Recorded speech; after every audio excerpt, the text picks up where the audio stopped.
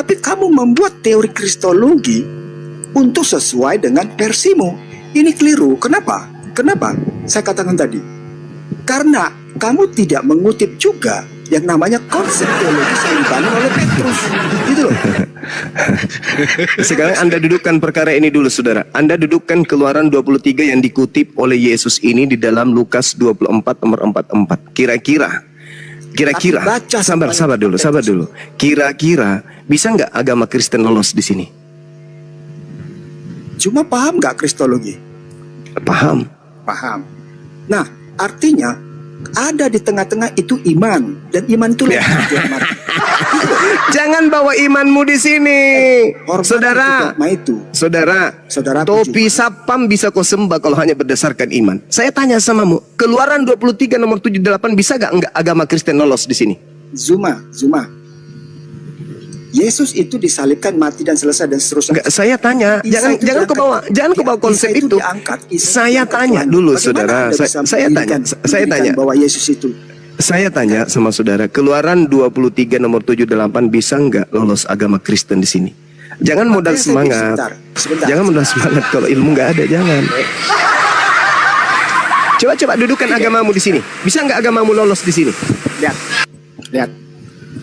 Pada akhirnya orang Israel menyalibkan Yesus. Enggak, jangan ke situ dulu. Sebentar. Kamu ingin menunjukkan bahwa Yesus itu jadi salib. Orang Kristen mendudukkan bahwa Yesus itu disalib. Kenapa sampai terjadi seperti itu? Karena Yesus ditanyai sama Israel, apa kamu Mesias? Yesus tidak menjawab. Pada akhirnya orang Israel menyalib karena ingin membuktikan bahwa benar nggak ini orang kalau disalib masih bisa selamat. Itu logiknya. Di situ loh iman itu loh, Pak Zuma. Anda mendestruksi konsep kekristenan yang dibangun oleh konsep kekristenan yang dibangun oleh Simon Petrus. Soal masalah Paulus itu kamu bilang Kristus, silakan saja dari sini. Ilmu kristologi itu jelas-jelas melenceng dari apa yang disampaikan oleh Petrus. Saya bertanya kepada saudara, polanya kan Yesus, bukan Bang Suma yang jadi pola, tapi Yesusnya yang menjadi kerangka berpikir kita sebagai orang yang datang belakangan. Kata Yesusnya dalam Lukas, harus terjadi apa yang tertulis tentang aku di dalam kitab Taurat kan? Bukan di Matius, Lukas, Markus, Roma, Galatia, Filipi, bukan. Tetapi di Taurat. Keluaran 23 itu kan jelas. Jangan kau percaya akan dusta. Maka kami dilarang percaya kepada Kristen. Karena Kristen dibangun di atas dusta. Nah, apa itu? Udah mulai lagi ya. Loh? Ya iya, saya akan buktikan kalau agamamu itu berdiri di atas dusta. Kalau nggak dusta nggak ada Kristen.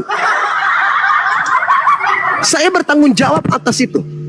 Iya, kristologi itu salah Zuma. Lah, kristologi itu apa menurutmu?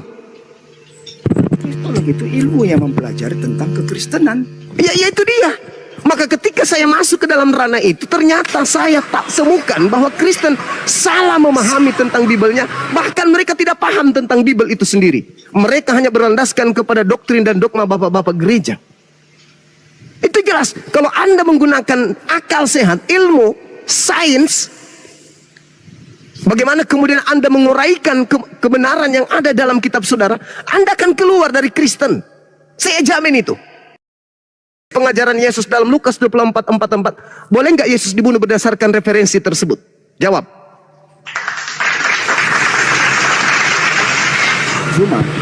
Pak Zuma. Hukum Taurat yang ditulis di Perjanjian Lama itu kita keluaran Bang Kores, Bang Kores. Woi. Iya, ditutup aja Dinda. Udah ditutup tapi dibuka lagi. Ya, saya ulangi. Hukum Taurat yang berlaku di agama Kristen, ya. Itu yang ditulis di kitab Keluaran di pasal yang 14 ada 10. Itu berlaku. Tapi dilarang membunuh. Faktanya sampai sekarang ada orang membunuh. Apa hubungannya coba? Hubungannya apa hubungan?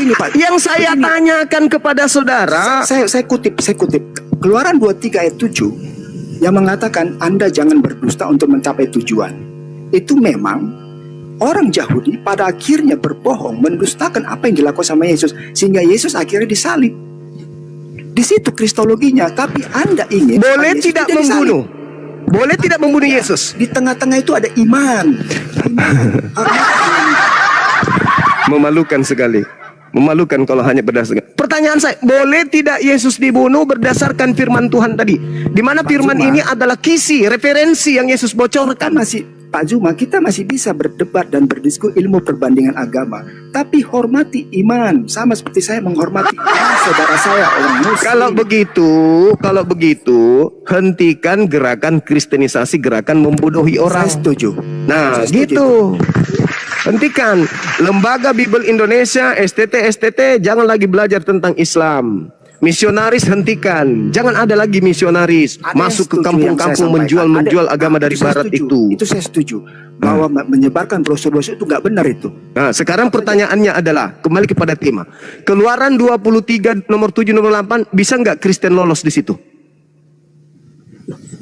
Begini Zuma, Tuhan memberikan perintah, menetapkan aturan, menetapkan dalil, tetap saja manusia membantahnya. Itulah Israel. Israel terjadi. Pertanyaan saya, boleh bergumul tidak dia. Yesus, boleh tidak Kristen duduk di situ? Pertanyaannya, Kenapa tidak? perintahnya apa? Jangan membunuh Yesus. Jangan membunuh. Sebentar, Anda kan menarik Yesus sebagai objeknya kan? Yesus yang mengatakan itu. Ini Yesus belum lahir di sini. Aduh Zuma. Itu belum Hei lahir. saudara, Lukas 24 nomor 44 harus terjadi semua yang dikatakan tentang aku di Tadi dalam kamu bilang hukum Zuma, itu Taurat. Keluaran 23. Tadi katanya Keluaran 23, bukan Lukas. Yang mana nih sekarang? Yesusnya yang menjadikan Keluaran 23 itu sebagai referensi dalam beragama. Harus terjadi apa yang tertulis tentang aku di dalam Keluaran 23 nomor 7 nomor 28. Satu-satu dulu. Keluaran 23 ayat 7. Hah, Jangan menghukum orang yang benar. jangan menghukum orang yang salah dan jangan menunjukkan dusta. Salah Anda. Tadi kan salah. pertanyaannya Jangan membunuh orang yang benar. Jangan membunuh orang yang tidak bersalah. Pertanyaan saya, boleh nggak Yesus dibunuh? Di situ tidak seperti itu katanya. Jangan membunuh orang yang tidak bersalah. Iya. Artinya Boleh nggak yang membunuh bersalah- Yesus? Yang bersalahlah yang dihukum. Oke, boleh nggak membunuh Yesus? Yesus tidak bersalah. Boleh nggak dibunuh? Secara logik Yesus tidak boleh harusnya dibunuh sesuai dengan aturan dalil tadi. Tetapi orang Israel membunuh. Nah, sekarang itu melanggar firman Tuhan atau memenuhi firman Tuhan? Ya kalau kita bicara logik ya melanggar, tapi kan dilakukan juga sama manusia. Melanggar. Berarti agama Kristen berdiri di atas pelanggaran firman Tuhan, betul? Tidak begitu konsep kristologinya. Makanya versimu membalikan untuk mengatakan bahwa Yesus itu tidak disalib. Itu konsep Kristen yang salah. Loh, sekarang kita iakan Yesus disalib. Pernyataan saya jelas. Dengan disalibnya Yesus, apakah itu melanggar firman Tuhan? Secara logik melanggar. Berarti agama Kristen berdiri di atas pelanggaran terhadap firman Tuhan. Setuju nggak? Parsial iya, tetapi Tepuk tangan. Allah memiliki misi. Allah memiliki Apa? misi terhadap Yesus tadi. Apa misi? Coba Anda tunjukkan Itu di mana tadi misi Allah tentang Yesus. Di mana? Itu topik yang luas lagi, panjang lagi. Makanya itu topik yang ada di dalam mimbar gereja. Gak boleh Anda bawa di sini karena itu doktrin, itu dogma. Saya katakan kepada saudara, pelek sepeda bisa Anda tuhankan kalau hanya berdasarkan keyakinan saja. Sayangnya agama Kristen terciduk berdiri di atas pelanggaran-pelanggaran terhadap firman-firman Tuhan. Saya perhatikan Selesai kita kan? Formal mendestruksi kristologi itu sendiri. Loh, Terutama yang apa namanya yang kristologi? Kristologi apa Jelas. kristologi? jelas itu. Jelas. Kalau saya mendefinisikan itu ilmu yang mempelajari tentang kekristenan, oke. Ternyata Kristen setelah dipelajari adalah sebuah agama yang berdiri di atas panji pelanggaran terhadap firman Tuhan. Itu dalil. Anda sudah mengiyakan tadi. Saya juga belajar ismologinya. Saya Tidak ada belajar. urusan loh, Pak. Saya menganggap Tapi saya tidak Anda mau- yang tidak saya mengerti tidak mau tentang mengatakan Al-Quran itu. belajar Islam. Apa bedanya dengan Edis? Apa bedanya dengan Edis? Apa bedanya Saya dengan belajar RK ilmu yang perbandingan. buta Tapi tentang saya Al-Quran tapi menghormati. mengaku-ngaku belajar Islamologi? Saudara, saya Apa menghormati. artinya belajar Islamologi kalau hanya lulusan STT? Sekolah tipu-tipu. Apa? Itu yang saya bilang terminologi STT sekolah tipu-tipu. Jadi memang Jelas. Coba kamu buka. Coba kau lihat bagaimana Islam diajarkan di sana. Apa itu enggak nipu? Bagaimana Islam kalian ajarkan di dalam STT? Apakah kalian tidak menipu? Kamu usul kalau dalam belajar di STT yang diundang tuh ustadz belajar tentang Islam. Untuk apa kalian belajar STT? Untuk apa? Untuk apa kalian belajar Islamologi? Apa untungnya buat kalian kalau bukan untuk menghina dan menghujat Islam? Gitu loh. Apa? Menghujat itu pelanggar undang-undang ya. Nah, itu materi di dalam STT tentang Islam. Itu. Nah, sekarang gak usah terlalu jauh. Iakan saja. Agama Kristen adalah agama yang berdiri di atas pelanggaran Tuhan, firman Tuhan. Sudah selesai. Betul? Iya dong. Ya, artinya bikinlah versimu sendiri karena kalau tadi kita bahas mengenai apa yang disampaikan oleh Allah itu dia bikin versimu sendiri. Itu fakta, itu fenomena yang ada. Agama Kristen berdasarkan Keluaran 23 nomor 7 nomor 8 adalah agama yang berdiri di atas pelanggaran pada firman Tuhan. Saya dipanggil dulu ya sebentar ya. Ya, silakan saudara. Kalau hanya modal semangat bos. Os, kalau hanya modal semangat, dia insan bela diri rupanya. Os, sorry, hormat. Bang, nanya lagi bang, Iya. maaf bang. Nyantai ya bang, silakan. jangan kayak tadi marah-marah. Ini bang, ini Oke. saya udah ngerti semua pernyataan bang Juma. Cuman efeknya jadi ini loh bang. Kalau menurut saya ini ya, logika saya bang, kan berarti itu efek dari pernyataan bang Juma ini mengatakan membuat Nabi Muhammad bukan sekedar manusia biasa bang. Maksudnya lebih dari sekedar nabi bang, tapinya bang. Oh enggak, kedudukan tertinggi yang dimiliki manusia itu karena mereka diberikan kemuliaan berupa kenabian. Itu. Oh, mentok sampai nabi gitu bang. Oh iya. Tapi kan nabi-nabi lain nggak seperti itu bang. Maksudnya kan yang kita tahu kan cuma ada Nur Muhammad itu, nggak ada Nur Isa atau misalkan Nur Musa gitu bang. Berarti kan lebih tinggi dari nabi-nabi yang lain lah minimal gitu bang. Jadi gini, kalau kita lihat Al-Quran surah Al-Ahzab, di situ diterangkan oleh Allah di ayat 45-46, Allah Subhanahu wa taala menjelaskan begini. Ya ayuhan nabi, inna arsalnaka syahidan wa mubasysyiran wa natsira. Wahai nabi, sesungguhnya aku mengutusmu untuk menjadi saksi, membawa kabar gembira dan pemberi peringatan. Wadaiyan ilallah biizni wasirajan munira, dan untuk menjadi penyeru kepada ajaran Allah dengan izinnya dan sebagai cahaya yang menerangi. Jadi seluruh nabi itu adalah nur. Seluruh nabi itu adalah cahaya. Seluruh nabi, bukan hanya Nabi Muhammad saja. Oh semuanya bang, semuanya bang. Iya, itu. Makanya saya katakan kepada saudara, kedudukan seorang nabi itu adalah cahaya bagi seluruh alam semesta terhadap apa yang diuraikan Nur Muhammad tadi. Bukan berarti Nabi Muhammad yang menjadi seperti pemahaman orang Kristen dalam Yohanes 1 nomor 1, Yohanes 1 nomor 3, bukan. Iya justru itu bang, maksud saya itu begitu bang. Bukan di situ poinnya. Bukan ya. Iya justru saya begini, makanya saya hadir lagi itu menanyakan kok mirip jadinya bang. Betul nggak kalau saya punya pemikiran seperti itu bang? Iya, karena Anda salah mentafsirkan Yohanes 1 nomor 3. Anda menganggap bahwasanya firman di situ adalah Yesus. Salah. Di situ bukan Yesus yang firman itu. Makanya tidak ada dalil di Bible Anda yang mengatakan pengakuan Yesus, aku adalah sang firman. Tidak ada. Cuma pemahaman Kristen karena dipengaruhi oleh ajaran Paulus sehingga mengatakan Yesus itu adalah firman itu sendiri. Bukan. Coba, orang Kristen diajarkan untuk mengkawinkan dua ajaran. Ajaran paganisme, ajaran tauhid, ajaran trinitas, ajaran tauhid. Di mana buktinya? Coba Anda lihat Filipi 2 nomor 6. Siapa yang menjadi manusia di situ? Yang menjadi manusia di situ bukan firman.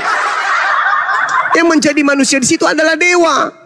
Dewa itu mengosongkan dirinya menjadi daging. Sedangkan yang terjadi di dalam Yohanes 1 nomor 1, Yohanes 1 nomor 14 endingnya, firman itu menjadi daging. Sama seperti Matius 4 nomor 4, manusia itu adalah firman yang menjadi daging. Manusia tidak hidup dari roti saja, melainkan dari setiap firman yang keluar dari mulut Tuhan. Berarti kita ini berasal dari firman yang keluar dari mulut Tuhan. Sama seperti Yesus. Firman yang keluar dari mulut Tuhan adalah, wahai Gabriel, ya Tuhan datang kepada seorang perawan bernama Maria. Katakan kepada dia, aku Tuhan mau agar dia hamil dan melahirkan ciptaanku bernama Yesus. Lahir. Maka dikatakan pada mulanya firman. Lalu kemudian pada mulanya firman ini, kehendak ini, aku hendak menciptakan manusia tanpa ayah. Turun, sampaikan kepada wanita Maria. Turun. Maka Maria hamil dan melahirkan manusia. Maka Yesus dikatakan pada mulanya adalah firman. Firman itu telah menjadi manusia. Jadilah Yesus. Coba Anda baca Yesaya 55 nomor 11 atau Mazmur 33 nomor 9. Apa yang dimaksud di sana? Innama amruhu idza arada syai'an ayyakula lahu kun fayakun. Setiap kali Tuhan ingin mengadakan sesuatu yang tadinya tidak ada menjadi ada, Tuhan hanya berkata, Tuhan hanya memberi perintah. Itu seperti itu, saudaraku. Ya, berarti beda ya pengertiannya, Bang. Saya ini mah dengan pemikiran saya, dengan asumsi saya gitu. Kok jadi mirip gitu? Itu asumsi saya tapi udah diterangin. Makasih Bang Juma. Oke. Baik, segitu aja Bang Belajar. Saya geser ke pasien selanjutnya. Ini ada dari tadi nih Gunung Batu. Iya, segitu aja. Silakan yang lain. Silakan yang lain. Siap. Silakan. Ya, Gunung Batu mau menghujat, silakan. Mau menghujat apa? Nung. Saya kasih waktu 1 menit. On mic lah. Ya lu buka sendiri ngehe. Ngeyel kau di situ yang pegang komando. Mulai gerunda nih. Iya, gerunda. Iya, Zuma. Apa, Dek? Ingat saya kan? Ingat Kristen, ingat kan, kamu, Zuma? iya. Iya, ingat saya. Saya orang yang suka menghujat kau. Zuma, boleh? Kau jelaskan dulu. Aku sendiri kan Nur gerunda. Muhammad itu seperti apa? Nur Muhammad itu. Sederhana itu dua kata. Nur artinya cahaya. Cahaya, iya. Muhammad artinya yang terpuji atau Yang terpuji. terpuji. Jadi Nur Muhammad cahaya mulia atau cahaya terpuji. Cahaya yang terpuji. Begitu. Ya iya. Oke. Lu mau apa lagi? Oke. Di manakah kau jelaskan Muhammad itu dulu setara dengan nur cahaya, berarti itu setara dengan Allah itu. Kau harus kau jelaskan dulu. Siapa yang mengatakan Nabi Muhammad itu adalah Allah?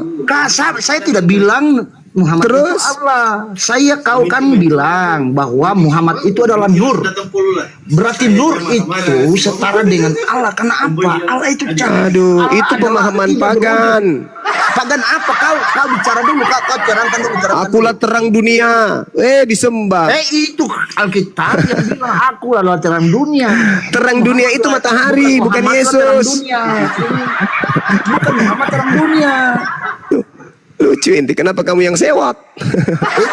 Lah saya tanya, yang terang dunia itu Allah, bukan Muhammad. Yang sewot malah kamu, bukan saya. Terang dunia itu adalah matahari. Hei, Alkitab itu sudah mencatat tentang Udah, proses penciptaan. ribut kau. Udah apa kau? Kau. Hei, Al-Quranmu mengatakan pelajarilah. Kasihan kali. Mencari kelemahan Islam nggak akan pernah bisa. Anda membahas tentang Islam, ilmu Anda nggak ada wadah di badan Anda untuk menerima penjelasan Islam Al-Quran. Sulit itu bang. Adalah lebih baik Anda berpikir pencipta langit dan bumi turun ke bumi, isap puting. Itu aja yang Anda pikirkan. Kok bisa? Itu Anda pikir. Kok bisa Tuhan turun ke bumi isap puting? Iseng kali Tuhannya. Enggak terlalu jauh materi Nur Muhammad itu, terlalu jauh. Terlalu jauh. Anda harus siap ilmu dulu untuk mengkaji materi itu. Itu materi finish, materi final, sama seperti pembahasan tentang makrifat itu. Sedangkan kalian bahaya belajar makrifat. Kenapa? Anak orang aja Anda anggap Tuhan. Bagaimana mau bahas makrifat?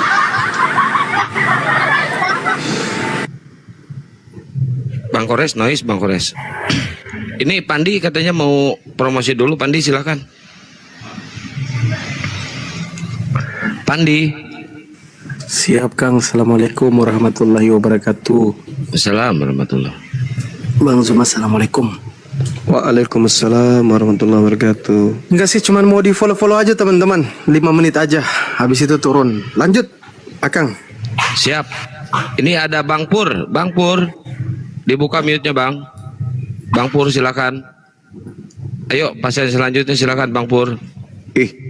Malu nggak itu ditanya Keluaran 23 nomor 7 nomor 8 bisa nggak Kristen lolos di situ? Nggak bisa menjawab dia. Wih, malu nggak itu? Wih, sakit kalau saya di situ sakit. Ternyata Kristen ini berdiri di atas pelanggaran terhadap firman Tuhan. Apa dibilangnya? Ya iman, ya di tengah-tengahnya ada iman, ya di tengah-tengahnya ada iman. Loh, waduh, tusuk gigi pun bisa kau tuhankan kalau hanya sebatas imani saja. Bisa. Bahkan sarang lebah bisa kau sembah kau tuhankan kalau hanya modal iman saja. Keluaran 23 nomor 78 bisa nggak agamamu lolos di situ? Secara apa dibilang tadi itu? Secara akal memang nggak bisa. Kan luka sudah kalau digituin. Ya berpikirlah ya adik-adik sekalian, anak-anakku di bawah yang didatangi misionaris, yang kemudian ada wanita-wanita cantik yang diberikan mendatangi Anda untuk murtad. Berpikirlah. Saudara kita Kristen yang kita kasihi saja ini tidak mampu meloloskan agama Kristen di Keluaran 23 nomor 7 nomor 8 ini. Lalu bagaimana Anda mau masuk ke situ? Jangan. Saya kira begitu, sementara saya pamit 15 menit, 10 menit. Nanti kita lanjut lagi ya. Silakan. Siap Burunda. Ayo teman-teman di follow nih akunnya Bang Pandi nih. Di follow ya biar beliau bisa live lagi. Ayo moto, monitor ayo moto. Ayo moto. Ya. Res, monitor res. Masuk. Ya silakan. Ini ada Bang Pur, monitor nggak Bang Pur? Kocak anjir. Yang ini nggak noise, itu 2 noise. Ini nggak noise. Jeros.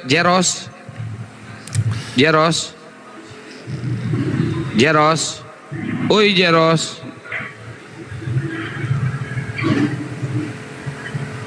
Jeros, saya turunin ya. Seluruh kota. Edis. Yang ini aman kan? Kuculuk. Kocak ya. Dis. Bukan, ini fansnya. Mau pansos lu ya? Ya. Turunin lah. Seperti yang gua biasa sanjung kalau ada fans-fansnya Edis, tolong selalu berdonasi untuk pembangunan rumah apologet yang sedang diprogram oleh Edis, ya, gitu. Jangan kalian miskin-miskin cuma 50.000, 100.000 ya per orang. Untuk rumah apologet Edis itu 1 juta ya per harinya, gitu ya kawan-kawan. Thank you. Oke lanjut. Lebok apa? Si Gunung Batu lebok bola itu. Kenapa sih Gunung Batu? Biasa. Saya mau lawan siapa? Lawan saya. Kamu siapa? Saya Sukijat. Ya? Saya Sukijat. Kamu siapa? Oke, Sugijat. Ya, kenapa gunung? Boleh. Saya boleh bertanya? Boleh banget, silakan. Saya suka ditanya. Iya, suka. Tapi kalau dijawab jangan sakit hati. Ketika Al-Quran diturunkan sebagai wahyu kepada Muhammad,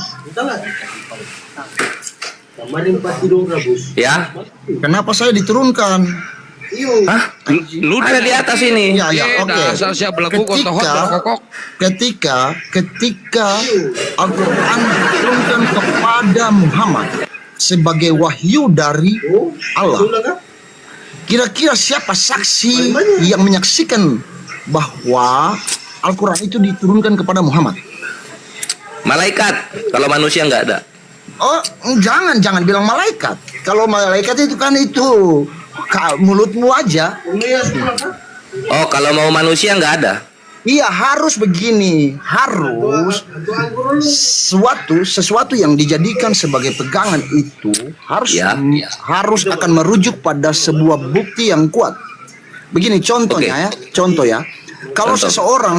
kalau seseorang menyembah kepada jin, menyembah Jin? kepada batu atau menyembah kepada pohon, dia Ya. akan tetap melihat dulu, atau temannya melihat, atau orang-orang di sekitarnya melihat bahwa Bentar lagi magis si tua atau bangka kekuatan bubuk. dari barang yang disembah itu ada.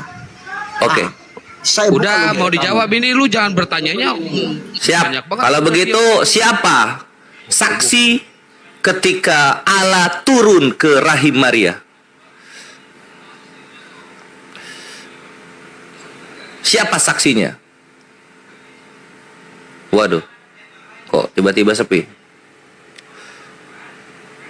Kalau nggak ada, mending yang nyembah batu dan pohon dong. Oh, berarti kamu menyembah batu dan pohon? Bukan, kan kalian yang ada kayunya di gereja. Enggak, saya Masa- tanya, ketika Al-Quran diturunkan sebagai wahyu kepada Muhammad, siapakah menjadi saksi? nggak ada manusia jadi saksi. Nggak ada yang manusia yang jadi saksi. Betul. Al-Quran Kalau itu- ketika Yesus turun kepada rahim Maria, ada saksinya. Oh, ada saksi banyak dong. Siapa yang melihat vaginanya kalau gitu? Silakan. Kau itu Jibril kau tahu dengar, tahu bodoh. Ketika Yesus turun ke rahim Maria, siapa yang melihat vaginanya? Silakan.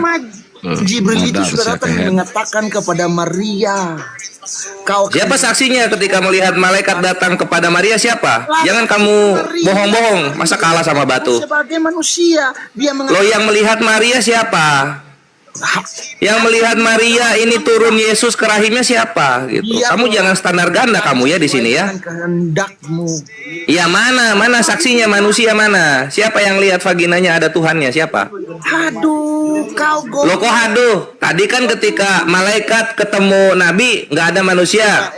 Sekarang ketika Yesus nih turun ke rahim Maria, siapa saksinya? Kau jawab saya. Nah, dulu. siapa? Ketika- Tadi udah bilang gua mah jujur enak, nggak ada manusia yang lihat. Nah, kalau lu kan yakin ada manusia yang lihat. Oh, begini. Siapa yang melihat Allah di vaginanya Maria? Siapa? Oke, begini. Oke ya. Boleh saya. Oke. Apa Nggak boleh dilarang, nggak boleh.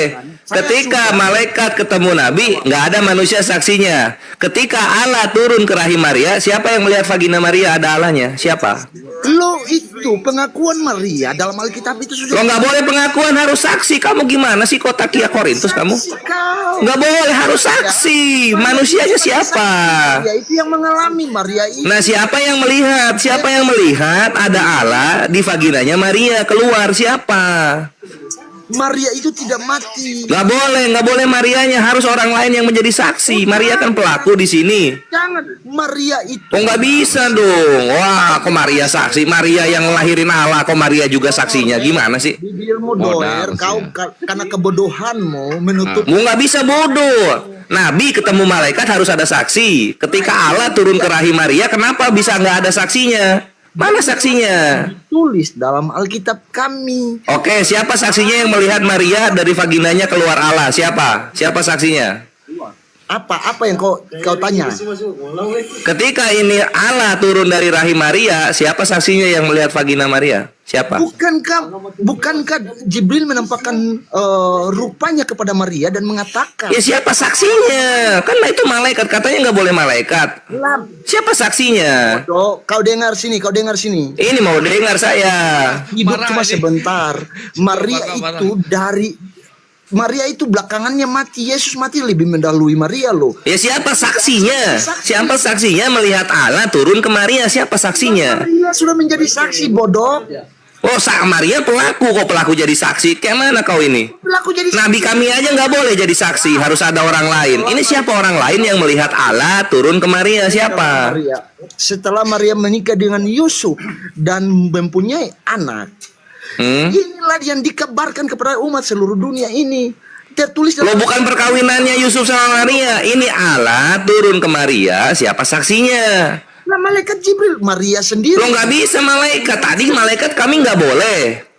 Malaikat tadi kami nggak boleh. Kenapa kalian boleh? Oke. Saya tanya. Harus manusia. Siapa manusianya yang saksi? Siapa? Kebodohanmu jangan kau pelihara. Kau Abang-abang tunjukkan semua saya dalam turun dulu ya. Al-Quran Terima bahwa, kasih ya. Siap belajar. Yang di atas ya. Iya. bahwa Muhammad itu menerangkan kepada semua umat di dunia ini bahwa dia menerima Al-Quran itu sebagai wahyu dari Allah. Ada saksi manusianya nggak ketika Nabi kami menerima wahyu? Ada saksinya nggak? Saya nggak Sudah, kau nggak usah. Saya sudah jelaskan tentang saksi, kau nggak bisa menjawab. Kau jelaskan. Ya udah, nggak ada saksinya, manusia nggak ada saksinya kalau nabi kami. Sekarang Maria, ketika Allah turun ke rahimnya, siapa saksinya? Yang aneh-anehnya. Siapa yang saksinya? Begini, saya tanya, yang ngadi-ngadinya, katanya surga itu diciptakan. Waalaikumsalam warahmatullahi Jelaskan, surga diciptakan. Waalaikumsalam. Apa yang Ini, kau bisa terangkan mohon maaf, tentang surga diciptakan? mohon maaf. Sementara surga itu ada, segala sesuatu ini ada. Ya kalau gitu Tuhan kau sama surga sama-sama tua dong kalau gitu. Ngaconya di luar. Katanya surga nggak diciptakan, artinya surga sama Tuhan kau sama-sama tua jadinya. Menjelaskan bahwa surga diciptakan. Bagaimana? Ya memang diciptakan. Kalau misalnya surga nggak diciptakan, sama kuat sama Allah kalau gitu. Ada tak kita. Saya jelaskan ke kau tidak bisa menerima. Jangan kau lari dulu ke surga ini. Gimana? Siapa saksinya ketika Allah turun ke Maria? Siapa saksinya? Lah bang, bodoh, kau dengar. Maria itu sudah menjadi saksi yang nyata. Siapa yang melihat Maria? Di rahimnya ada Allah. Siapa saksinya? Oke, saya tanya sekarang. Loh, kau tanya, saya jawab harusnya, bukan saya tanya. Saya jawab. Kau jawab apa, bangsa? Kau jawab. Nggak ada. Siapa saksinya ketika Allah turun ke perutnya Maria? Ini siapa saksinya? Kau dengar sini. Yang mengalami itu Maria. Oke ya, dengar ya, saya jawab ya. Ya nggak boleh yang mengalami menjadi saksi. Nabi kami mengalami wahyu, bukan jadi saksi. Nggak boleh. Ketika Maria mengalami Allah, kenapa Marianya juga jadi saksi? Kau ini takia Korintus kerjanya kau. Melayang-layang kau seperti roh Allah di permukaan air. Ada alasannya kok, jangan kau bantah. Setelah proses itu terjadi, Maria Ya. itu kan tidak mati mendahului Yesus. Yesus itu Nggak peduli Maria mau cacar, mau tipes, mau nggak mati. Siapa saksinya ketika Allah turun ke perut Maria? Yesus. Siapa saksinya? Jangan kau Tidak ini minta saksi. Iman kau sendiri nggak ada saksi. Gimana ini? menyetubuhi anak umur 6 tahun dan umur 9 tahun. Tuhan kau itu menggauli anak umur 12 tahun untuk turun ke bumi. Pelecehan seksual Tuhan kau itu. Kau dengar Turun ke bumi melalui vagina wanita, bukannya jadi suami, jadi anak. Jangan kau Mau ke situ kita. Mau ke situ kita. bagaimana membenarkan tentang Al-Quran adalah wahyu, sementara kau sendiri tidak bisa mengungkapkan atau tidak bisa mengatakan sesuatu yang memperkuat pernyataan bahwa ketika Allah itu menurunkan Gua mah jujur enak. Kalian gak jujur. Allah turun ke Maria nggak ada saksinya. Kalian gak jujur. lah Maria sudah jadi saksinya. Maria itu Maria bukan saksi, Maria pelaku. sudah Yesus. Maria ini pelaku bukan saksi. Kalian gak jujur kalian. Malu kalian ya. Nanya-nanya saksi, kalian gak punya saksi. Saksi apa yang kita harus saksikan? Ini Allah turun ke rahim Maria. Ini ada Allah turun ke rahim Maria. Siapa saksinya? Kau dengar nggak proses Maria itu mengandung Yesus? Iya. Siapa saksinya? Di situ ada perjanjian yang dituliskan dalam Alkitab bahwa Ini begini Mabre. Kalau misalnya Maria mengandung, itu kan bisa berhubungan bersetubuh kan? Bisa nih, nggak perlu saksi.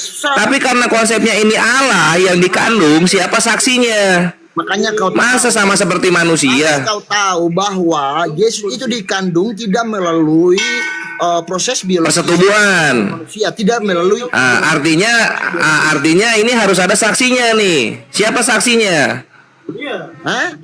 Saksinya siapa? Ya Maria sendiri bodoh. Kok nggak bisa dong? Nabi kami juga nggak bisa jadi saksi sebagai pelaku wahyu. Ini Maria pelaku Allah, kenapa dia nggak punya saksi? Saya tanya kamu. Ketika Yesus mati mendahului Maria, apakah Maria tidak bisa dijadikan sebagai saksi untuk menulis atau mencatatkan seluruh persoalan atau kejadian yang pernah dialami? Yesus mati banyak saksinya. Jawab. Ketika Yesus Banyak saksinya kalau Yesus mati. Tapi kalau Allah turun ke rahim Maria, ini mana saksinya? kebodohanmu jangan kau pelihara, kau dengar dulu penjelasan. Hai sampah dunia. 1 Korintus 4:13. Siapa saksinya? Ada Allah turun ke perut Maria. Dulu. Ketika Yesus dilahirkan, Yesus ini mengalami proses dan hidupnya di dunia ini cuma beberapa saat. Maria ini Itu nggak aneh, itu nggak spesial. Allah turun ke rahim Maria, siapa saksinya? Itu ada proses. Kalau kita mau bilang pengakuan Siapa yang tanya proses kau? Kau ini melayang-layang terus kau seperti roh Allah. Maria itu menjadi saksi hidup. Siapa saksi hidupnya? Maria itu menjadi saksi hidup loh. Kan Maria ini korban. Korban Maria ini, bukan saksi, dia korban. Siapa saksinya? Ada Allah turun ke rahim Maria. Siapa saksinya? Oke, sekarang saya tanya ke Anda ya. Saya tanya ke Anda. Logikanya Jujur susah jujur ya. Susah jujur ya. lah Maria itu jadi saksi. Nabi kami diterima wahyu, saksi manusia nggak ada. Jujur mudah. Kalian Allah turun ke perut Maria, nggak ada saksi, nggak mau jujur kalian. Nggak mau jujur. Lah Maria itu saksinya loh, bos. Siapa yang menyaksikan Maria ada Allah turun ke perutnya siapa? Saya tanya, apakah kematian Maria dengan Yesus itu berbeda? Di mana Maria ditulis mati di Perjanjian Baru?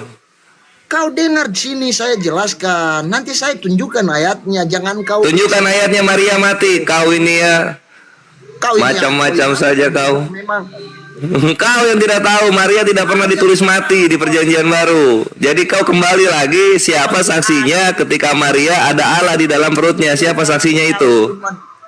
katanya wahyu dari Allah. Padahal dibilang kamu harus mempelajari kitab-kitab sebelumnya. Ya ini ketika saya mempelajari kitab sebelumnya tidak ada saksinya itu Maria melahirkan Allah. Kenapa kau imani?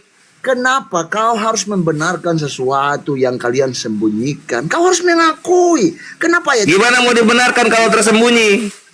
Contoh, mana saksinya ketika Maria melahirkan Allah? Siapa saksinya? Maria saksinya karena Maria Loh kok bisa Maria sebagai korban, sebagai saksi? Gimana ini? tahu Yesus itu mati mendahului Maria. Maria itu setelah Yesus mati banyak saksinya. Banyak saksinya Yesus mati, kelihatan itu. Kau tahu nggak? Yesus itu mati mendahului Maria. Di mana Maria mati di Perjanjian Baru? Yesus mati ada di Perjanjian Baru. Maria mati nggak ada. Kebodohanmu jangan kau bergetar jakunmu bergetar. apa jantung Bergetar jakunmu ya. Baru tahu kau Maria tidak mati di Perjanjian Baru. Baru tahu kau ya. Kau dengar sini, semua proses itu sudah dijalani oleh Maria dan Maria sudah mengatakan itu. Di mana Maria mengatakan dia melahirkan Allah? Dia tidak bisa datang sebagai kapasitasnya orang tua juga. Kenapa? Karena Cuti kerjanya habis dia. menyelesaikan perjanjian yang ada pada dia dengan Yesus dengan Ya di mana dia berjanji sama Yesus gak akan datang waktu mati. Kau ini bohong-bohong terus kau. Tuhanmu itu jangan kau pelihara kau. Mending bodoh daripada bohong. Oh begitu, mending bodoh daripada bohong. Betul. Katakan ya jikalau ya, tidak jikalau tidak. Di tengah-tengahnya adalah setan. Ada bodoh tapi bikin diri pintar seperti kau. Karena hikmat. Kau ini pembohong kau ini. Kau ini pembohong seperti Allah menjadi manusia. Pembohong semua itu isinya. Kau jelas Bohong semua isinya. Tidak ada saksinya itu. ditulis di mana sementara 1962 saja Al-Quran baru dipakai secara menyeluruh ketika Mesias. Kau kitab kau baru ada 2003. Kau pamer-pamer di sini ya. Apa kau? Apa? Injil sudah ada tahun berapa? Coba kau bilang. 2003 kau. Injil sudah ada tahun berapa? 2003. 2003. Tuhan memberkati. Amin. Kau dengan kebodohanmu belajar lagi deh biar kau paham. Kau tuh kitab kau baru ada 2003. Kau sok-sokan kau di sini ya. 2003 baru lahir katanya temennya itu. 2003 baru lahir katanya. Syukur kan baru lahir tahun 2003. Saya itu lahir. Kau kitab kau itu lebih tua saya daripada kitab kau. 2003 baru ada itu kitab kau. Kau umur berapa? Ayo. 51. Berapa? 51 kelahiran 75. Anjing kau saya kelahiran 32 saya enggak bicara apa. Kelahiran 32 kau ikut perang dunia 2 kalau begitu. Saya sudah tua, merenta-renta ini. Saya lawan kau yang anak muda. Mana ada saya ke 75 ini. Open cam lah kita lihat anulah. Nggak bisa open cam. Nggak bisa open cam yang akun yang ini. Iya sih, gunungnya juga nggak bisa. Biar benar atau tidak. Jangan. Aduh, takut identitasmu. Saya nggak takut. Kau 2003 berarti umurnya berapa kitab kau ya? 2003 2002. Baru 22 tahun kitab kau itu. 22 tahun kitab kau. Oh, 22 tahun. Saya lahir. Kitab kau itu baru 22 tahun. Saya lahir tahun 32, saya sudah bisa Tahun 32 kau ikut perang kemerdekaan, Menga. Alkitab secara fisik sudah saya baca. Tahun dia bilang 1932 dia lahir dia. Baru Al-Quran dicetak secara menyeluruh oleh Mesir, kau pakai, kau Ya 2003 kau baru menggunakan ejaan yang benar kitab kau di Indonesia. Dulu pakai ejaan bahasa Belanda.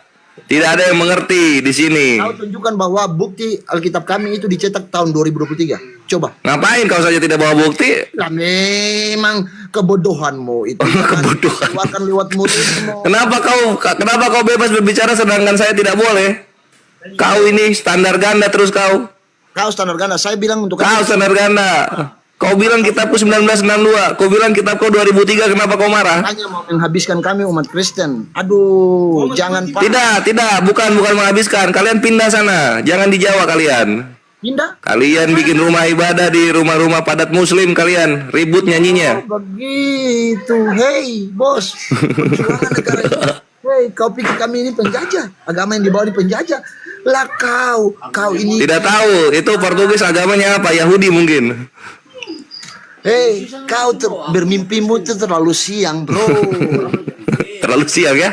Iya, terlalu siang. Ya nanti saya agak sorean mimpi lagi deh kalau gitu. Makanya otakmu nggak terlalu pintar seperti kami. Kami punya pemahaman, punya kepintaran menguasai dunia ini. Sementara kamu Ya tinggal. udah kalau gitu gereja bayar IMB-nya kalau gitu kalau bikin. Jangan kalian nunggak-nunggak. Bayar IMB dong. Kenapa nggak bayar IMB? Nah bagus, kalau bayar IMB bikin di kota, jangan di desa-desa bikinnya, bikin di kota. Kau tahu, kau itu bicaranya sesuka perutmu, sesuka lidahmu, sesuka otakmu, pada kebodohanmu kau pelihara. Kau juga sesuka dengkulmu dan sesuka dakimu kau berbicara, tapi saya biasa-biasa saja.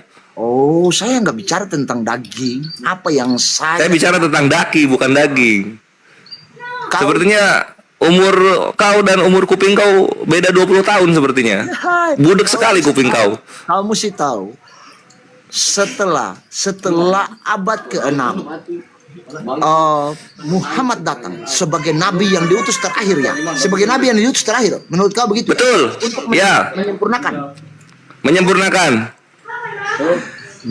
Nabi Muhammad mengalami sesuatu mujizat atau tidak? Saya tanya. Mengalami bermujizat, bukan mengalami mujizat, bermujizat nabi kami. Bermujizat kalau sudah sebentar. Bermujizat di mana? Wah, banyak sekali. Ketika perang, ketika ditantang kafir, ketika sedang tertidur, banyak mujizatnya. Itu bukan mujizat, Pak. Itu bukan mujizat. Emang mujizat buat kau apa? Sakit perut artinya mujizat. Saya tanya, nabimu bisa menyembuhkan orang sakit? Bisa. Bisa. Ya. Ketika sedang di perang Khandaq, ada seorang sahabat yang matanya tertusuk tombak dan keluar. Lalu Nabi ludahi mata tersebut sehingga matanya kembali sembuh dan normal.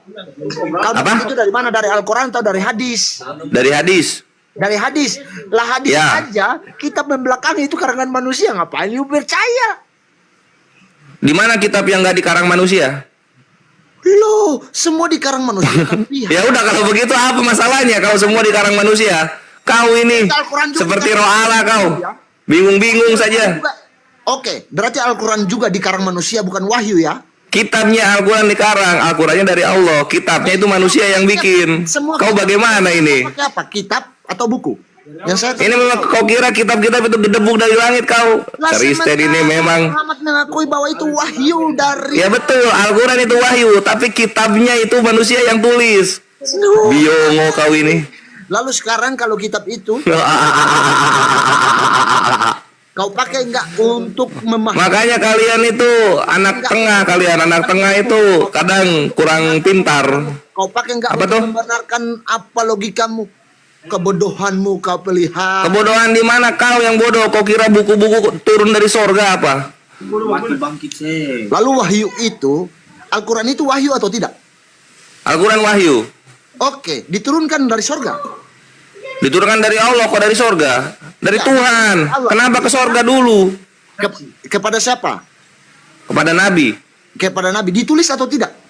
Ya tidaklah disampaikan wahyu. Sampai, aduh, mimpimu terlalu. Kau ini makanya kau itu Kristen dari Yunani. Kau tidak mengerti bahasa-bahasa Arab. Wahyu itu Arab. Kau tidak mengerti itu. Roh Kudus kau tidak belajar bahasa Arab. Ya memang ngapain mesti belajar bahasa Arab? Iya, kau tidak mengerti wahyu itu. Semua Alkitab di dunia ini diterjemahkan sesuai dengan bahasa daerah masing-masing. Tetapi Nah itu dia, itu artinya Roh Kudus harus belajar bahasa dia. Bukan Roh Kudus yang memberikan bahasa, tapi Roh Kudus ketika masuk ke daerah dia belajar bahasa dia, bimbel. murtad berjamaah karena tidak ada kebenaran yang bisa diberikan. Kenapa kalau banyak yang murtad kalian cuma 6% di Indonesia? Coba Apa? hitung secara statistik data. Ya, Data berapa sekarang umat muslim dibandingkan tahun 1948 atau 1950? oh di 1950 kami 99. Setelah masa PKI Kristen naik dan kami berkurang. Kau-nya lahirnya tahun 99, makanya kebodohanmu jangan kau pelihara, bodoh. Kau apa-apa. Kau salah bawa sejarah kau. Saya bilang saya lahir tahun 32. Kau tahun 99. Kalian berkembang setelah zaman PKI. Kebodohan. Kau tahu itu? 2001 perbandingan umat muslim dengan umat Kristen. Jangan kita ke 1950. Kita ke 1950 dulu. 1950 kami muslim 99% di Indonesia. Tapi setelah 1955, 1960 ya, setelah PKI dibubarkan, kami menjadi 86% dan kalian di situ bertambah menjadi 6% dari 1%. Kau harus tahu 2020 kami Berarti Bang Polres ini anak PKI berarti Bang Gunung Batu. Karena mereka memang betul ada mereka keturunan PKI, makanya benci-benci sama Islam. Izin teman-teman yang teman muslim jangan multi dulu. Kalau banyak yang multi, HP saya ini ngedrop suka ngehang. Jangan terlalu banyak, biarkan izinkan kita yang di atas yang menghadapi ya teman-teman muslim ya, jangan multi dulu. Terus jangan baperan teman-teman netizen, dikit-dikit turunin. Mau diskusi sama siapa nanti kita? Kalau nggak ada di Komal Muslim, nggak ada OT-nya, kalian mau gimana? Mau nonton di Komal Oten, menyaksikan hujatan mereka? Turunkan. Ya nggak usah gitulah, yang kuat lah. Kita muslim loh, mayoritas loh, masa nggak kuat mental? Kalian tuh nggak, maksud gua tuh kalian kalau mau terhitung, oh iya, oh begitu ya, oh maaf saya salah, ya susah nemunya dong. Ngapain saya harus mengakui kesalahan saya? Nah itu dia. Saya harus berhadapan dengan sumamu itu yang mengatakan bahwa kalau kita mau ya, itu kalimatnya. Kalau kita mau, kita akan bumi hanguskan karena tidak sesuatu. Kita ini hidup Islam berjihad. Coba kau apa itu? Kami di Indonesia ini. Kalian mengganggu kami nggak? Oh, kami nggak pernah mengganggu kalian. Kalian yang Ya terus kenapa kami bumi hanguskan kalian? Lah itu pernyataan sumamu, gurundalmu itu. Mana ada? Sundalmu itu. Oh aduh, kok marah-marah sama Gurunda? Iya memang Gurunda banyak mengsyahadatkan orang Kristen, tapi tidak pernah mau memerangi kalian gitu. Toh kalian cuma 6%, gimana mau menang lawan kami? Enggak. Kalian cuma 6%. Jangan kau ini 6% gimana mau menang lawan kami? Ini sudah teruji dalam segala sesuatu. Jangan begitu. Itu dia. Kita ini manusia, hidup berdampingan. Betul. Hidup berdampingan. Makanya jangan disenggol-senggol gitu. Sadar kalian 6%. Bukan begitu caranya bilang untuk membumi hanguskan orang. Kau kira segampang apa? Oh, di mana dia? Kami setiap hari sama Gurunda tidak pernah dengar kami Gurunda bilang bumi hangus. Bukan membumi hanguskan bumi ini, membumi hanguskan kalian Kristen di Indonesia. Ya kalian masalahnya apa? Yang masalahnya begini, apakah kau kira kita segampang untuk gurundal sundalmu itu mengatakan membumi hanguskan kami? Ya 6% itu mudah sebenarnya. Kalau kalian misalnya pemberontak gitu. Dulu. Hey, makanya kalian mulai kalau gitu. Kalian mulai. Kalian mulai. Berapa kita persen? Hey, tidak segampang itu, bro. Jangan kau bicara. Memang poso kalian menang ya? Kayaknya kalian bonyok deh di sana. Bonyok kami. Aduh, kami masih hidup. Kalian bonyok di sana deh. Kok? Kalian bonyok deh. Kami nggak mau bawa ke sana, tapi ya kalau bawa ke sana, Kalian bumi hangus? kalian kalah telak kalian. Kalian kalah. Oh, tidak. Kalau Kemarin juga di Bitung kalian kalah juga. Mati 2 kalian. kami tidak hidup di sana lagi. Tolikara kalian tahu, kalau Tolikara tahu 2015 ketika kami sholat Id kalian lempari batu, mati 1 kalian. Maluku bonyok juga ya? Tolikara Papua. Bonyok juga. Maluku kapan Maluku ya? Coba kau hitung Maluku bonyok juga. Maluku yang mana ya? Lupa Kapan itu ya? Iya, karena memang kau bukan lahir. Kau ini lahir tahun berapa? Kau tidak menyaksikan hal itu. Kau ini. Iya, kalian itu harusnya gini, ketika terjadi tempur, misalnya contoh Poso yang kalian bonyok di sana, lalu di mana lagi ya, Tolikara itu ya. Kalian harusnya bersyukur sama pemerintah gitu. Karena pemerintah menahan pasukan tambahan dari kami supaya tidak turun ke sana. Oke. Beruntung kalian. Karena kau bumi hangus kan? Tolikara kan kalian yang mati 1. Iya. Lupa ya? Satu aja. 1 mati. Satu. Oke. Kalian mulai itu. Kami ada hidup. Kami sholat Id. Kalian lempari batu. Apa maksudnya itu? Sementara sekarang di Tolikara kami ada hidup. Umat Kristen ada di situ atau tidak? Ada. Oh, berarti Ada. tidak di bumi hanguskan sesuai dengan. Ya tidak, karena kami kasihan juga lah. Kalian kan cukup dikasih malu saja. Jangan kau bilang sama sumamu itu untuk membumi hanguskan kami, kasihan. Kami manusia. Di mana guru udah bilang kayak begitu, kasihan. Nanti ada Kalian ini mental korban memang. Nanti saya kirimkan video itu kepada kamu ya. Saya Ya, boleh. Saya follow. Ya, saya follow. kirimkan nanti ya. Ada Boleh, saya ya. kamu. Saya Ya. download videonya. Siap. Hei, jadi nanti saya. Jadi begini, iya nanti kau kirim biar saya ngobrol dulu. Jadi begini kawan-kawanku yang Kristen yang ku kasihi, kami di sini hanyalah untuk membantahi dan mengkonter semua fitnah dan hujat yang dilontarkan kebetulan dari kaum Kristen kepada Islam gitu. Kalau ujung-ujungnya yang mendengarkan sakit hati, ya itu adalah tuayan dari apa yang para penghujat Islam tabur.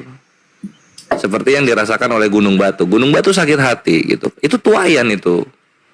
Begitu kau. Aku mau menanggapi Bang Suma ya. Kata Bang Suma kan nggak ada Yesus di mana Yesus mengatakan bahwa akulah Tuhan, gitu ya. Ya. Nah, saya mau menanggapi ini, saya mau tanya pendapat Bang Suma ini ya, sama Bang Kores atau yang lain ya. Pendapat kalian itu gimana gitu? Ketika Yesus dicobai oleh iblis ya kan, dicobai di gunung itu ya, aku lupa. Itu iblis mengatakan, jika engkau anak Allah, jatuhkan dirimu dari hubungan bait Allah, kurang lebih seperti itu ya. Nanti malaikatmu akan menantang engkau, menahan engkau supaya nggak jatuh. Terus yang kedua, sembahlah aku, maka semua dunia ini akan aku berikan kepadamu.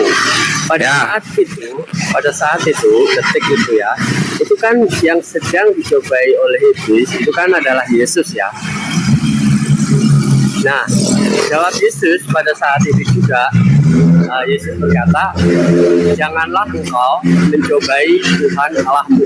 Nah, pertanyaanku karena perspektif orang kan mesti beda-beda ya dalam menginterpretasi ya. Apakah kata Yesus ini tidak mengindikasikan bahwa dia adalah Tuhan itu sendiri? Itu di Matius 4 ya? Aku lupa Bang, harusnya. Iya, itu Matius 4 itu, tunggu ya. Iya. Itu kita ke Matius 4 dulu, ketika Yesus dicobai.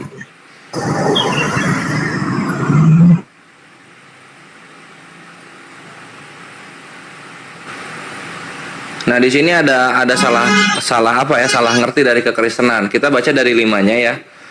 Kemudian iblis membawanya ke kota suci dan menempatkan dia di hubungan bait Allah, lalu berkata kepadanya, jika engkau anak Allah, jatuhkanlah dirimu ke bawah, sebab ada tertulis mengenai si anak Allah ini, ia akan memerintahkan malaikat-malaikatnya dan mereka akan menatang engkau di atas tangannya supaya kakimu jangan terantuk kepada batu gitu. Nah, jadi ianya di sini itu Allah, engkaunya di situ itu anak Allah gitu. Jadi Allah tidak akan mendiamkan ketika anak Allahnya ini diganggu. Iya, iya. Nah, di situ Terus? lalu kemudian di Matius 4 nomor 7-nya Yesus berkata, ada pula tertulis janganlah engkau mencobai Tuhan Allahmu. Maksudnya itu jangan elu mencobai Tuhan dengan mengganggu orang-orangnya yang beriman atau yang disebut anak Allah di sini. Gitu maksudnya, Samuel. Tapi itu yang sedang dicobai kan Yesus ya, secara personal ya. Iya, karena Yesusnya anak Allah. Sebagaimana yang dia katakan di Yohanes 10:33. Mengapa engkau salahkan aku ketika aku mengatakan aku anak Allah, kan gitu. Tapi di situ kalau saya melihat itu ketika iblis mencobai, karena secara personal kan yang dicobai detik itu kan Yesus ya, pribadi Yesus ya. Dan Yesus menjawabnya jangan engkau mencobai Tuhan Allahmu. Jadi kalau dalam bahasa sehari-hari kayaknya itu mengarah ke dirinya sendiri gitu loh. Karena yang bukan Allah Bapa. Nah itu kalau misalnya apa ya namanya? Kalau misalnya masih kayaknya masih dicocok-cocokin kayak gitu, itu masih belum kuat gitu. Kan dari iblisnya sendiri, iblis ini mengganggu anak Allah untuk mencobai Allah gitu loh. Tapi kalau saya melihat, karena pribadi dalam Trinitas itu kan ada 3 ya. Sedang yang dicobai iblis saat itu kan Yesus, bukan Bapa ya. Jadi ketika Yesus menjawab, iya, yang dicobai iblis itu adalah Allah dengan mengganggu anaknya. Karena makanya di situ tuh ada engkau iya. Lihat, perhatikan perkataannya iblis loh. Ada tertulis tentang engkau, ia akan. Ianya di situ Allah gitu loh. Engkaunya di situ si Yesus. iya memang yang ianya itu memang ke Allah Bapa ya. Tetapi yang sedang dicobai bukan Allah Bapaknya sih. Itu jelas Yesus. Memang itu anak Allahnya, kita sepakat di situ. Lalu kemudian kita nggak sepakatnya ketika Yesus bilang jangan engkau mencobai Allah. Nah di sini kan kalau Kristen merujuknya kepada Yesus gitu. Nah kalau yang sebenarnya itu merujuk kepada Bapa. Yesus itu maksudnya ke Bapa, karena nanti bertentangan sama perkataan Yesus di sini. Kita lihat di Lukas 18:19.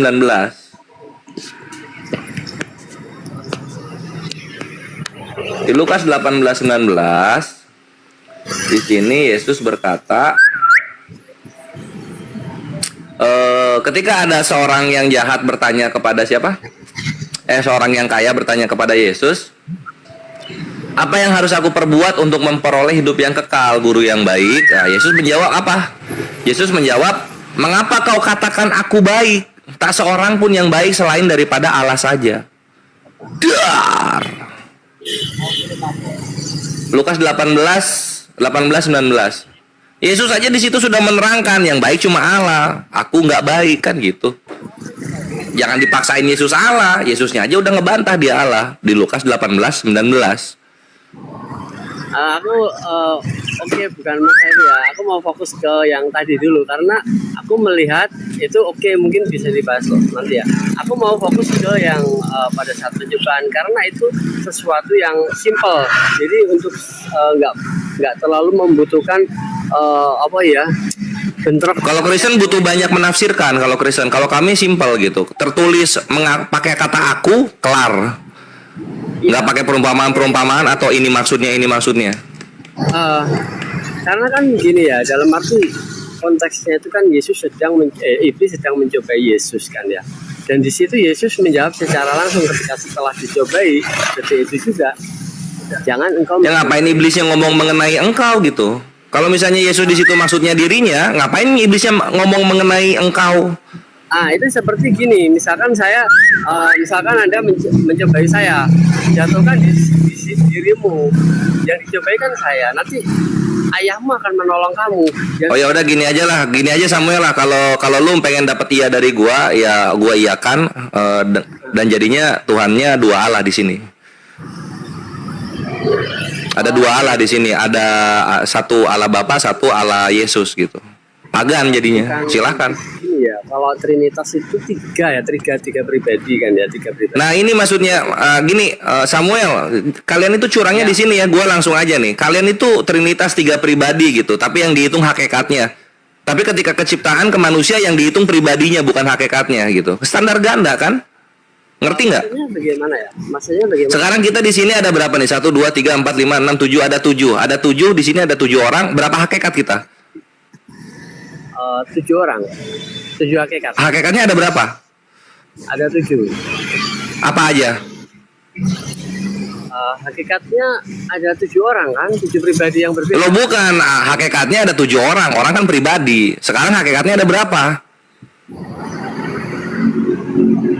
Maksudnya gimana ya? Ini dari 7 orang ini ada berapa hakikat dari 7 orang ini?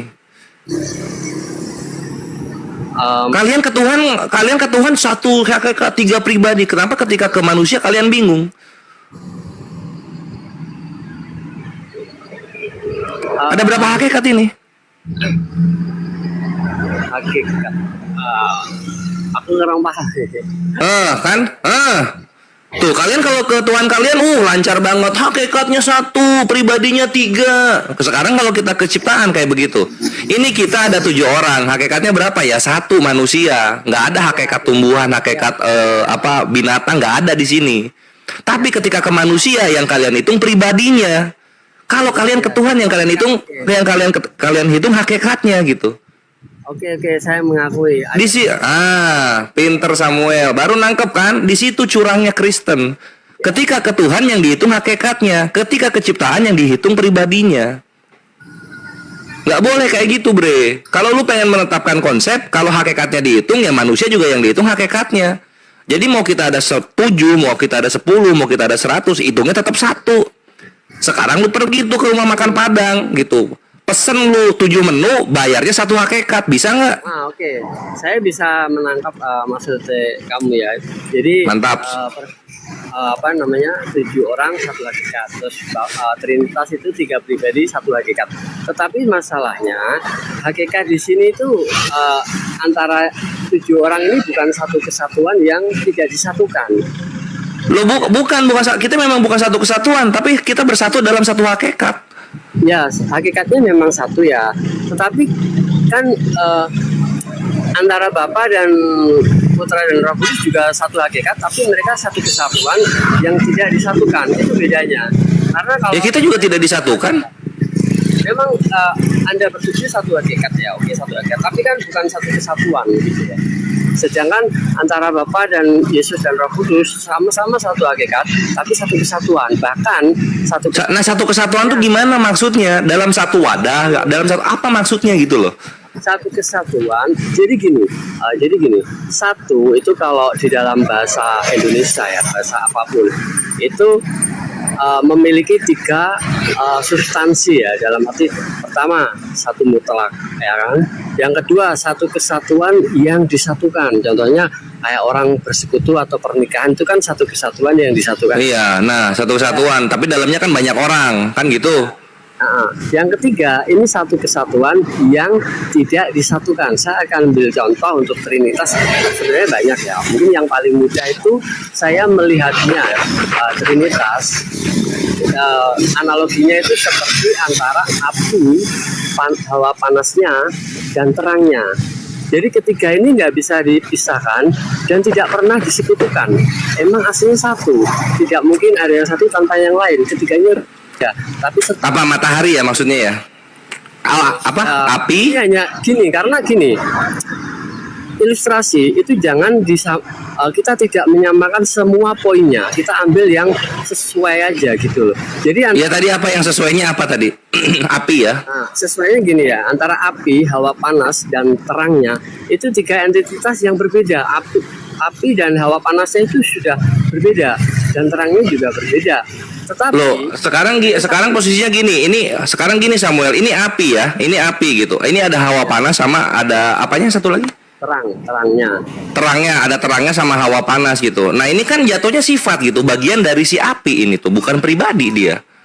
Hawa panas itu entitas, bukan sifat. Loh, sekarang kalau misalnya entitas dia bisa berdiri sendiri hawa panas ini kalau entitas. Tapi ini nggak bisa berdiri sendiri, maksudnya kita. Nah kalau gitu bagian dari si api, yang namanya entitas, yang namanya pribadi, dia bisa berdiri sendiri tanpa si api atau tanpa si sumber. Ya memang mungkin, tapi jangan itu namanya menyamakan. Jadi kamu. Nah sekarang posisinya, kalau posisinya Yesus sama Roh Kudus bisa berdiri sendiri tanpa Bapa, berarti ini entitas yang berbeda. Nggak bisa berdiri sendiri. Kalau gitu bagian ini namanya jatuhnya sifat gitu. Ngapain menuhankan sifat? Ya bagian. Jadi Bagian dari Bapa. Nah, kalau bagian dari Bapa ngapain disembah si sifatnya? Bapaknya aja langsung disembah. nah, itu kita tidak menyamakan ya. Jadi beda ya.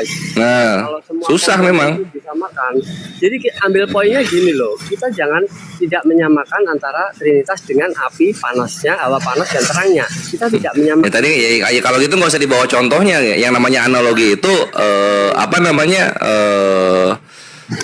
siapa konsepnya sama gitu kan, subjeknya yang diceritakan berbeda kan gitu. Kalau apa analogi itu. Kita tidak menyamakan antara Trinitas dengan api, hawa panas dan terangnya. Tetapi tolong fokus ke poin yang saya berikan.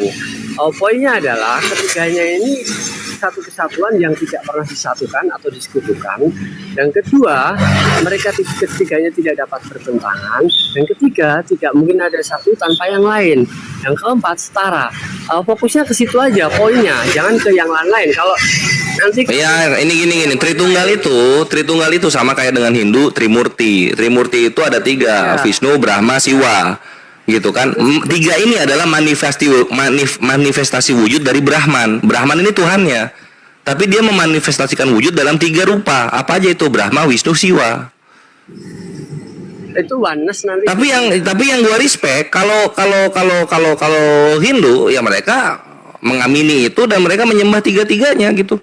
Itu kalau satu menjadi 3 jelmaan itu manifestasi nanti oneness, jadi sama aja kan. Kalau Ya sama aja sama Tritunggal. Sekarang Tritunggal ini hakikatnya Allah gitu. Kemudian ada 3 bentuk, ada Bapa, Putra, Roh Kudus. Mereka bertiga ini kan sama-sama Allah dia. ya itu Apa bedanya?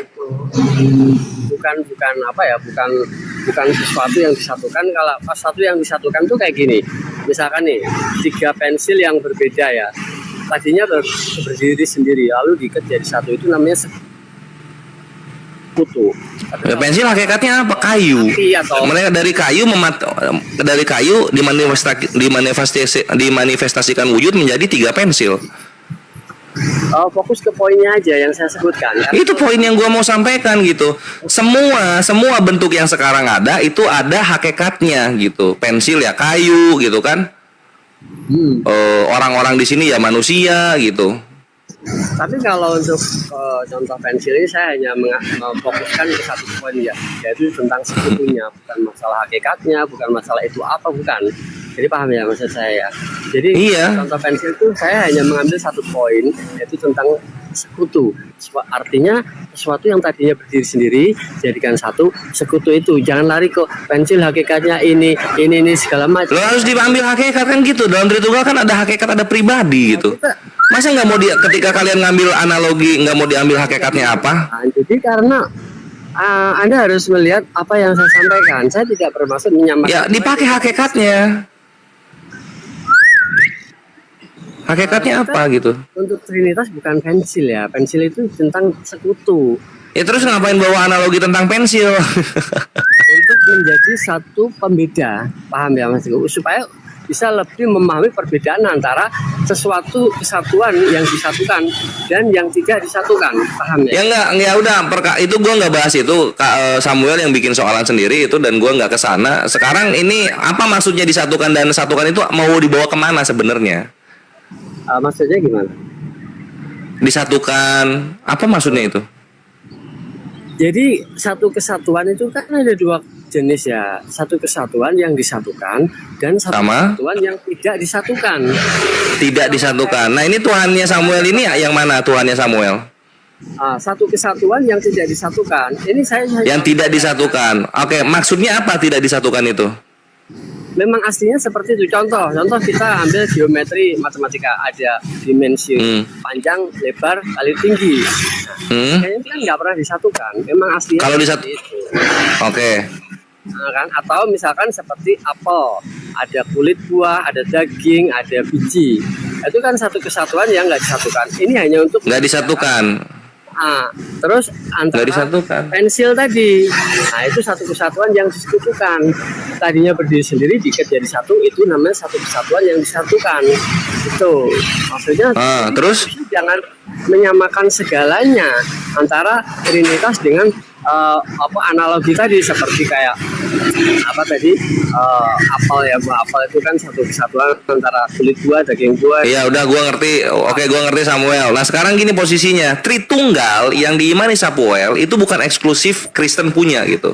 Sebelum Kristen punya konsep yang seperti ini gitu, pagan-pagan terdahulu, contoh Roma gitu, atau Yunani atau Mesir, mereka punya konsep yang seperti ini.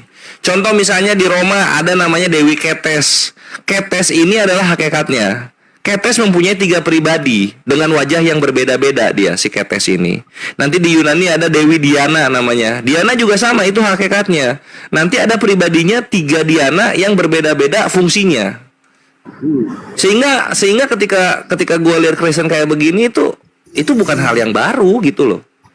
Kalau lu belajar lu akan tahu dulu ada yang seperti ini. Ya. Dan sayangnya yang ada seperti ini tuh bukan dari Yahudi. Yahudi nggak mengenal konsep seperti ini. Ya, aku paham. Mantap. Perkataanmu paham. Tapi gini ya, di dalam kekristenan kita kalau bicara tentang Trinitas ya, untuk analogi apapun ya, bahkan kalau Trinitas itu sendiri kan memang tidak ada ya dalam Alkitab kan? Iya. Nah, bahkan untuk analogi kan Anda melihat orang Kristen kan pasti banyak macam-macam kan. Nah, itu analogi itu sebenarnya kan memang tidak ada di dalam Alkitab memang, ya kan? Tetapi kita mengambil kesimpulan itu dari beberapa elemen. Nah, ini yang masalahnya. Masalahnya Alkitab memang tidak menjelaskan Trinitas itu secara sangat detail. Maksudnya secara implisit banget gitu loh. Paham ya? Iya, paham. Karena gini, di dalam Alkitab itu, di dalam Kristenan itu memang Trinitas tidak dijelaskan secara sedemikian rupa detail sehingga orang bisa satu suara. Maksudnya Tadi lu udah bilang gitu Samuel. Udah bilang gitu. Ya. Jadi memang seperti itu. Jadi karena dalam satu konteks Trinitas itu bisa dibilang sangat penting, bisa dibilang tidak. Paham ya maksudnya? Kata siapa ya? Nah ini juga ini ya. Gue langsung aja masuk ya. Gue langsung aja masuk gitu. Ketika kalian bilang Trinitas itu memang bisa dibilang sangat penting, siapa anjir yang melegitimasi Trinitas itu penting? Siapa? Yesus, Roh Kudus, Bapa, Paulus. Siapa yang pernah bahas ini? Itu perjanjian baru setebal-tebal itu tuh hidupnya Yesus, surat-suratnya Paulus, sebagian surat-suratnya Yohanes, Petrus, sama siapa Yakobus gitu. Ini mereka semua ini nggak pernah ada bahas Trinitas sama sekali. Maksud saya ngapain dibahas gitu? Maksud saya penting itu untuk orang Kristen, penting dalam satu konteks untuk orang Kristen, bukan untuk dunia ya, bukan untuk orang non Kristen, maaf ya, saya kurang tepat menjelaskan. Jadi maksud saya Trinitas itu bisa dibilang penting, bisa dibilang enggak kalau menurut dalam konteks iman Kristen gitu loh. Kenapa? Karena di dalam Kristen kalau dibilang penting ya pasti penting, kalau dibilang enggak karena ya kalian ngomong penting itu tuh datang dari pribadi kalian sendiri, bukan dari otoritas agamanya. Yesus, Bapa, Roh Kudus, murid-murid Yesus, nggak ada sama sekali yang bahkan Trinitas ini nggak pernah dibahas atau jadi bahan obrolan murid-murid Yesus sama sekali gitu. Ngapain dibahas? Masya Allah, sangat luar biasa argumen dari sudut pandang yang berbeda dan membuat diskusi ini semakin menarik. Sahabat beriman yang dirahmati Allah, tetaplah di channel ini dan mari kita lanjutkan kembali untuk menyimak diskusinya. Selamat mendengarkan. Di dalam di dalam Kejadian itu kan dikatakan, baiklah kita menjadikan manusia serupa dan segambar dengan kita. Kan ada kata kita, itu menggambarkan keesaan Allah dalam kesatuan yang iya, itu kata Kristen gitu. Itu menggambarkan keesaan Allah dan itu adalah Trinitas. Itu kata Kristen. Kata Kristen itu, kata Yesus nggak begitu. Kata siapa? Kata Paulus nggak begitu. Menurut Anda, kata kami di dalam kitab Kejadian itu Anda memahaminya seperti apa? Mazmur 82 1-6. Bukan yang di Kejadian, baiklah. Iya, penjelasannya itu di Mazmur 82, menjelaskan dalil dengan dalil gitu loh. Gimana? Aku kurang paham. Coba dibuka Mazmur 82. Maaf, ini lagi di jalan ya. Oh alah, oke. Nah kita buka Mazmur 82 nomor 2. di sini dikatakan begini, dan ini menjadi pegangan Yahudi serta Ibu Rita Wahyu, orang Kristen yang bisa bahasa Ibrani. Ketika bilang kita di situ, mana sih Mazmurnya ini? Daniel, Yesaya, Mazmur.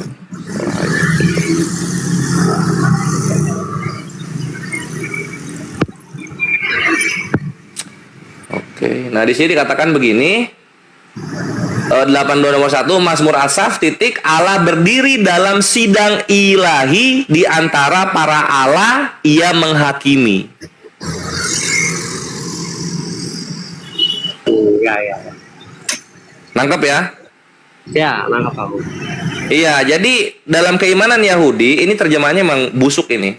Allahnya seakan-akan ada banyak. Jadi ketika Tuhan berdiri dalam sidang ilahi di antara para Elohim, ia menghakimi. Nah, Elohim di sini itu adalah para malaikat-malaikatnya maksudnya di situ. Dalam bahasa Ibraninya Elohim di situ. Aku belum membaca ya, maksudnya aku belum mempelajari ya. Karena makanya pelajari secara utuh gitu loh. Ngerti bahasa aslinya, baik Ibrani maupun Yunani, nanti lu dapat kebenarannya, Bre. Gini Bang, oke, aku paham. Tapi gini, mantap. saya ngambil kesimpulan dari keteranganmu ini ya, Mazmur berapa 82 ya. Gini, perbedaannya gini Bang. Kalau kejadian yang tadi saya sebutkan, baiklah kita menjadikan itu kata itu sangat implisit, sangat jelas. Sedangkan di Mazmur 82 itu agak bias Bang. Betul nggak? Agak bias. Enggak. Itu, jadi nggak bias gitu Kak. Karena paham ya? Jadi karena gini, yang lu nggak ngerti berikutnya adalah di dalam Ibrani, dalam kultural budaya Semitik, dalam kultural bahasa budaya apa. Oke. Mau kemana lagi coba silakan. Karena ini kan di dalam kejadian ini kata kita itu kan sangat sederhana, sangat implisit, bukan sesuatu yang mengandung makna kiasan segala macam ya. Sangat sederhana. Ada makna kiasannya kalau dalam bahasa Ibrani, Bre. Ini yang nggak dimengerti Kristen Indonesia gitu. Mereka menganggap kita di situ, kita dalam kultural budaya bahasa Indonesia.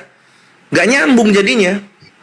Itu dalam bahasa aslinya apa? Memang ada tahu kalau itu bukan? Ya iya tahu lah. Dalam bahasa Ibrani, dalam kajian bahasa Semitik itu ada Ibrani, Arab, Akadia, Aramaik gitu kan. Lalu ada Hitit, itu ada namanya konsep majestic plural.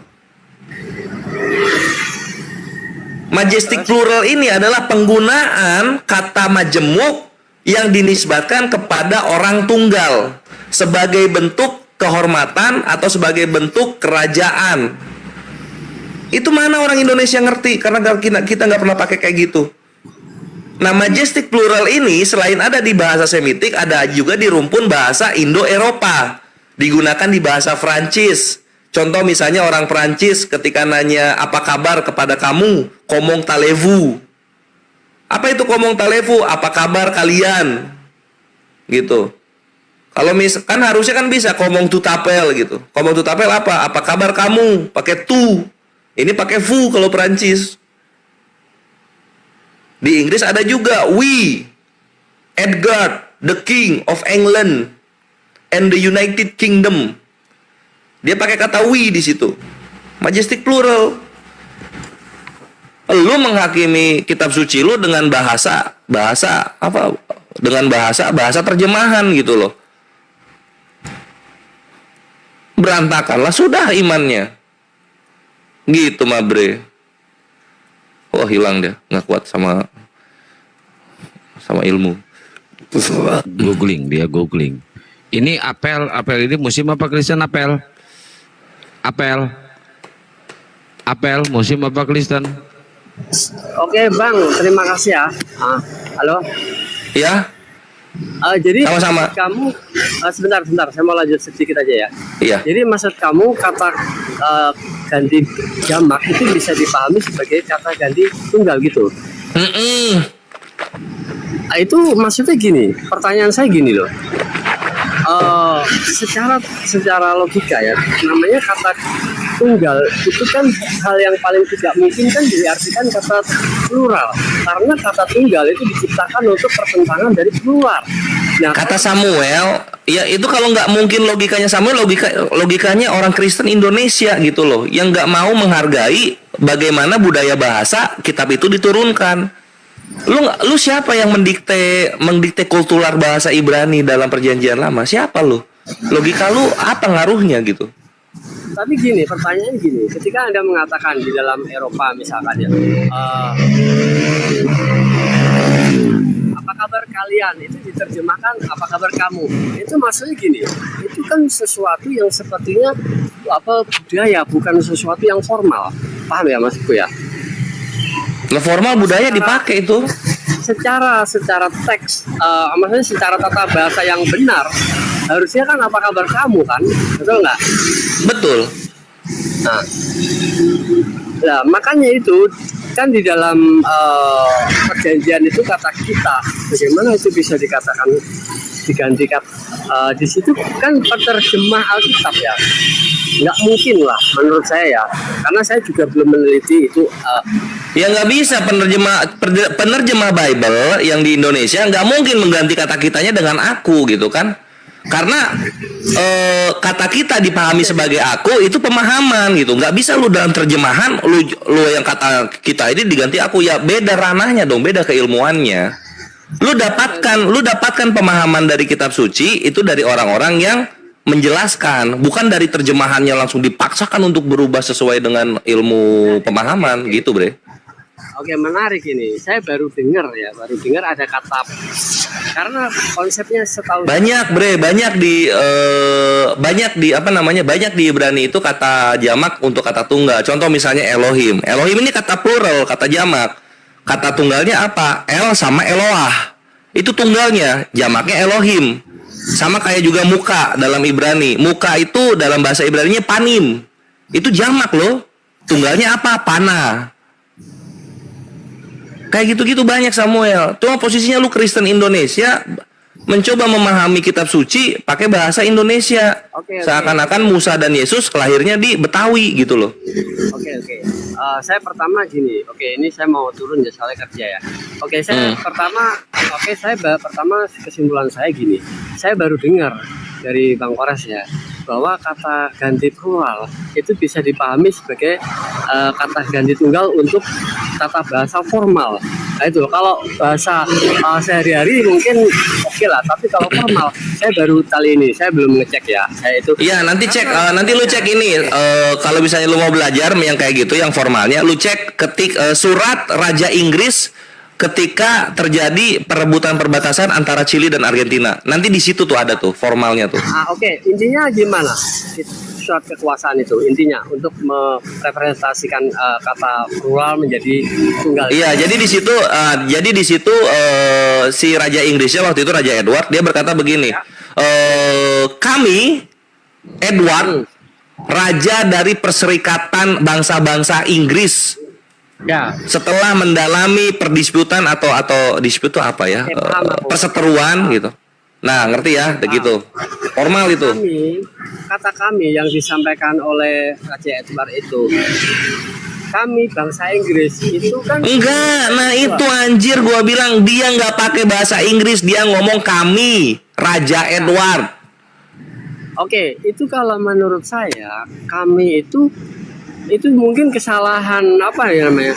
Salah formalitas penggunaannya. Ya, tunggu. Ini lu berkali-kali Samuel. Menurut saya, mungkin bagi saya, pendapat lu siapa sampai pendapat lu harus didengarkan? Lu siapa?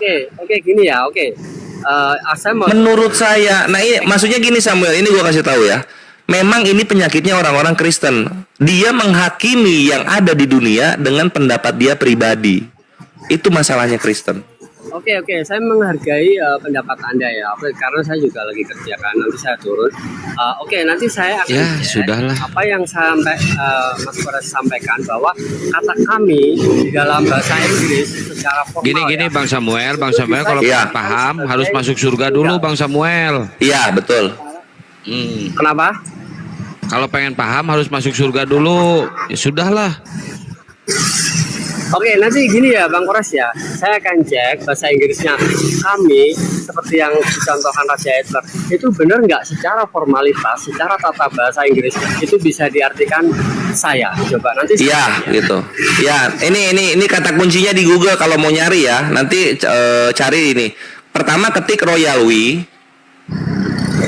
Oke. Yang kedua ketik majestic plural, pakai Inggris ya, majestic.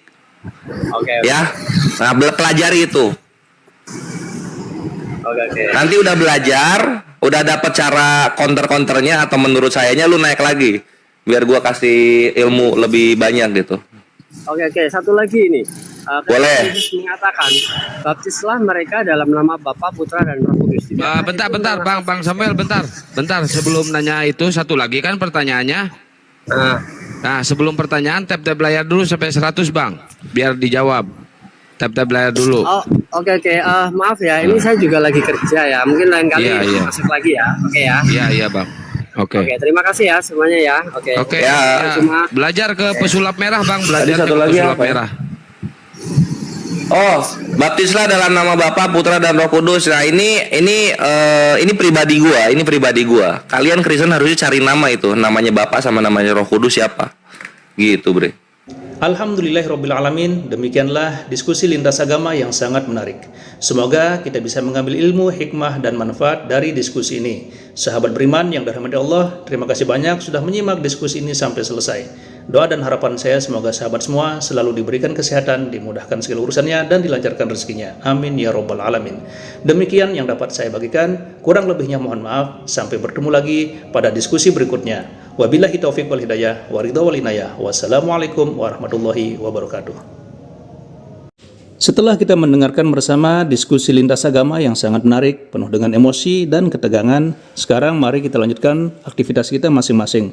Semoga kita bisa mengambil ilmu, hikmah, dan manfaat dari diskusi tersebut. Buat sahabat semua, saya ucapkan selamat beraktivitas.